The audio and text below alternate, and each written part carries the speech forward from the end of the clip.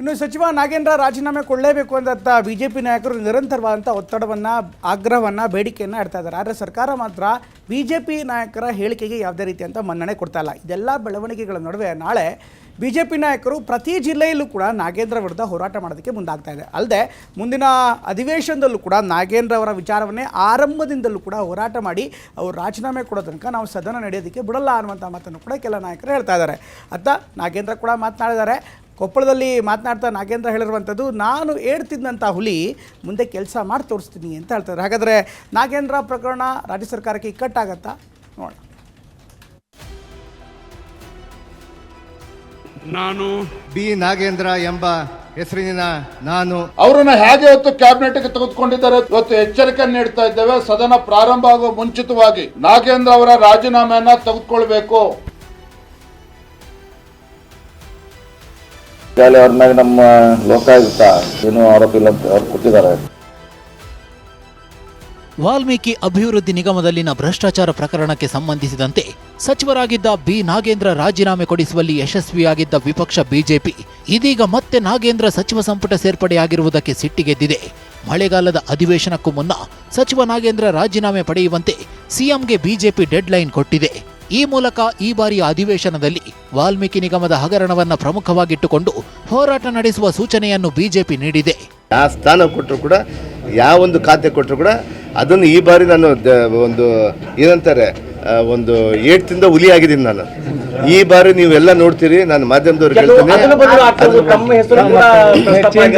ಯಾವುದೇ ಕಾರಣಕ್ಕೂ ನಾನು ಕೊಟ್ಟ ಖಾತೆಯನ್ನ ನಾವು ರಾಜ್ಯ ಮೆಚ್ಚುವಂತ ಕೆಲಸ ಮಾಡ್ತೀನಿ. ನಾವು ಅದು ಊಹಾಪೋಹಗಳು ಇರ್ಬೋದು. ನಮ್ಮ ಹೈಕಮಾಂಡ್ ನಮ್ಮ ದೃಷ್ಟಿಯಲ್ಲಿ ಈಗಾಗಲೇ ಕೂಡ ನಮ್ಮ ಹೈಕಮಾಂಡ್ ನಿರ್ಧಾರದಲ್ಲಿ ಕ್ಯಾಬಿನೆಟ್ ಅನ್ನು ಎದಕ್ಕೆ ಈ ಸಲುವಾಗಿ ಈ ರೀತಿಯಾಗಿ ಮಾಡಬೇಕನ್ನೋದನ್ನೆಲ್ಲ ಕೂಡ ಈಗಾಗಲೇ ನಾಗೇಂದ್ರ ರಾಜೀನಾಮೆಗೆ ಒತ್ತಾಯಿಸಿರುವ ಬಿಜೆಪಿ ನಾಳೆ ರಾಜ್ಯದ ಎಲ್ಲ ಜಿಲ್ಲಾ ಕೇಂದ್ರಗಳಲ್ಲೂ ಪ್ರತಿಭಟನೆಗೆ ಮುಂದಾಗಿದೆ.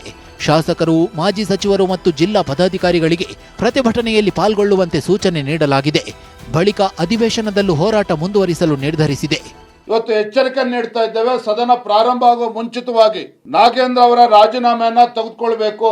ಇಲ್ಲ ಅಂತ ಹೇಳಿದ್ರೆ ಸದನದ ಹೊರಗಡೆ ಮತ್ತು ಸದನದ ಒಳಗಡೆನೂ ಕೂಡ ಎಲ್ಲಿಯವರೆಗೂ ನಾಗೇಂದ್ರ ಅವರ ರಾಜೀನಾಮೆಯನ್ನ ಮಾನ್ಯ ಮುಖ್ಯಮಂತ್ರಿಗಳು ತೆಗೆದುಕೊಳ್ಳೋದಿಲ್ವೋ ಅಲ್ಲಿಯವರೆಗೂ ಕೂಡ ಭಾರತೀಯ ಜನತಾ ಪಾರ್ಟಿ ಹಾಗೂ JDS ನಾವಿತ್ತು ಸದನದಲ್ಲಿ ಇದನ್ನು ಹೋರಾಟ ಮಾಡ್ತೇವೆ, ರಾಜೀನಾಮೆಯನ್ನ ಪಡೆದುಕೊಳ್ಳೋವರೆಗೂ. ಮಿಸ್ಟರ್ ನಾಗೇಂದ್ರ ಅವರು ಪ್ರತಿದಿನವೂ ಕೋರ್ಟ್ನಲ್ಲಿರಬೇಕಿತ್ತು ಅಂತ ವಿಪಕ್ಷ ನಾಯಕ ಆರ್ ಅಶೋಕ್ ಹೇಳಿದ್ರು. ಅವ್ರ ಮೇಲೆ ಇದ್ದಿದ್ದ ಕೇಸ್ ಏನಾನ ಕೋರ್ಟಲ್ಲಿ ಖುಲಾಸ ಆಗಿದ್ರೆ ನೀವು ತಗೊಂಬೋದಾಯ್ತು. ಹಿಂದೆ ಈಶ್ವರಪ್ಪನವ್ರ ಕೇಸ್ ಆಯಿತು, ದೊಡ್ಡ ಗಲಾಟೆ ಮಾಡಿದ್ರು, ಕೈ ಮಿಲಾಯಿಸಿದ್ರು. ನಾವೇನೋ ಈಶ್ವರಪ್ಪನ ತಗೊಂಡ್ರ? ಹಿಂದೆ ಲಕ್ಷ್ಮಣ್ ಸವದಿ ಅವರೆಲ್ಲರ ಮೇಲೂ ಕೇಸ್ ಆಯಿತು, ಏನೋ ವಿಡಿಯೋ ನೋಡಿದ್ಕೋಸ್ಕರ. ನಾವೇನು ತಗೊಂಡ್ರ? ಏನೇನು ತಗೊಂಡಿಲ್ಲ. ನೀವೇನು ತಗೊಂತೀರ? ಅವ್ರನ್ನ ಹೇಳ್ಬೇಕಲ್ಲ.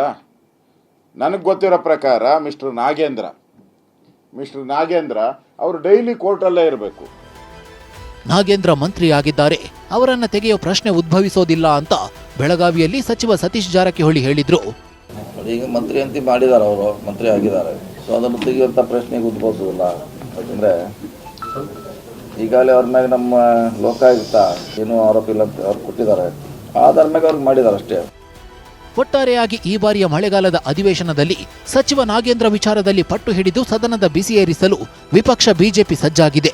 ಅಧಿವೇಶನಕ್ಕೂ ಮುನ್ನ ಜೋಶ್ನಲ್ಲಿರುವ ಬಿಜೆಪಿ ಶಾಸಕರು ಸದನದಲ್ಲಿ ನಾಗೇಂದ್ರ ರಾಜೀನಾಮೆ ಪಡೆಯಲು ಎಷ್ಟರ ಮಟ್ಟಿಗೆ ಒಗ್ಗಟ್ಟು ಪ್ರದರ್ಶಿಸಿ ಯಶಸ್ವಿಯಾಗ್ತಾರೆ ಅನ್ನೋದನ್ನ ಕಾದು ನೋಡಬೇಕಿದೆ.